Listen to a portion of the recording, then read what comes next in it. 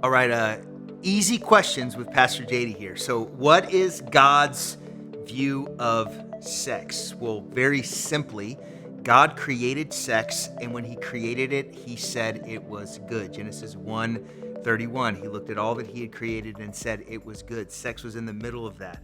Sex is a good, beautiful, amazing thing in the context of how God created it. Now, here's the deal.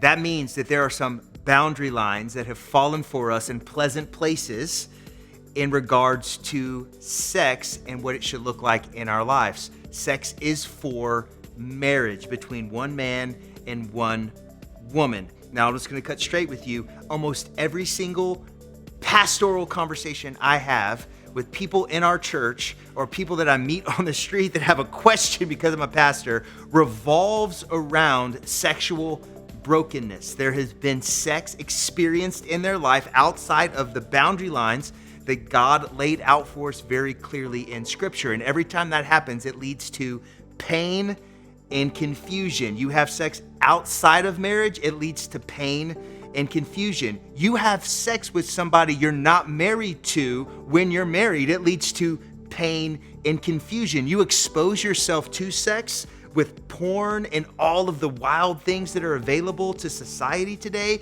it leads to pain and confusion. And you might be like, oh, legalist, you're a legalist. No, I'm just not into pain and confusion. I believe we're called to live a life that is full of freedom, full of joy, hope, expectation, and faith. And if we don't apply the boundary lines that God's laid out for us in the context of marriage for our sex life, we are going to step outside of that and into, say it with me, pain and confusion. So is sex good?